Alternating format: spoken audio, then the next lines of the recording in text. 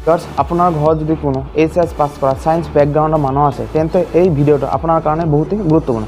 এই ভিডিঅ'ত আপোনালোকক এনেকুৱা এটা ইনফৰমেশ্যন দিম যে আপোনালোকৰ জীৱন পৰিৱৰ্তন কৰি দিব পাৰে সো ভিডিঅ'টো শেষলৈকে চাই থাকিব দেৰি নকৰি বলক মোবাইলৰ স্ক্ৰীনলৈ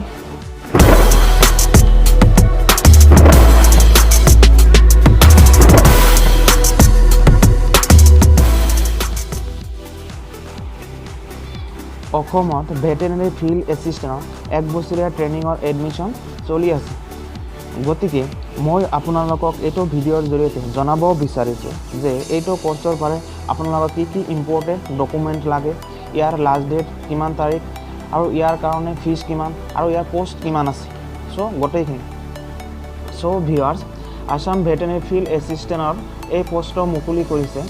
animal husbandry and veterinary department Assam ইয়াৰ পোষ্টৰ সংখ্যা আছে 450 জেনাৰেলত আছে 231 ইবিসিত আছে 28 ওবিসি এমওবিসিত আছে 104 এসটিত আছে 41 এসসিত আছে 32 এসটি হিলছত আছে 14 এটা 1 বছৰীয়া ট্ৰেইনিং কোৰ্স এই পোষ্টৰ কাৰণে এলিজিবিলিটি ক্ৰাইটেৰিয়া হৈছে মানুহজন পাৰ্মানেন্টলি অসমৰ হ'ব লাগিব মানুহজনৰ বয়স 18 বছৰৰ পৰা 30 বছৰৰ বয়সৰ ভিতৰত হ'ব লাগিব কিন্তু কোঠা থাকিলে ইয়াৰ কাৰণে বেলেগ এজ ৰিলেক্সেশ্যন আছে আৰু এডুকেশ্যনাল কোৱালিফিকেশ্যন হ'ব লাগিব মানুহ সায়েন্স ব্যাকগ্ৰাউণ্ডৰ এইচএস পাছ হ'ব লাগিব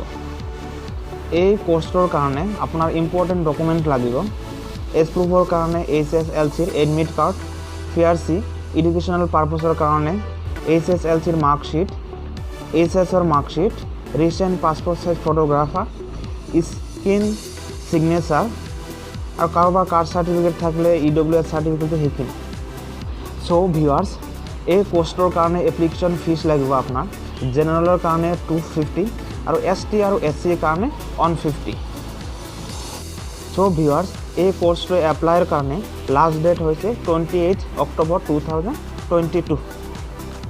এই পোষ্টৰ কাৰণে আবেদন সম্পূৰ্ণ অনলাইন প্ৰচেছ কৰিব লাগিব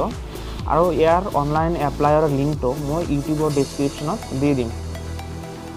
এইটো যদি এটা ইনফৰ্মেটিভ ভিডিঅ' বুলি ভাবে তেন্তে ভিডিঅ'টো শ্বেয়াৰ কৰিব আৰু ভিডিঅ'টো ভাল লাগিলে লাইক কৰিব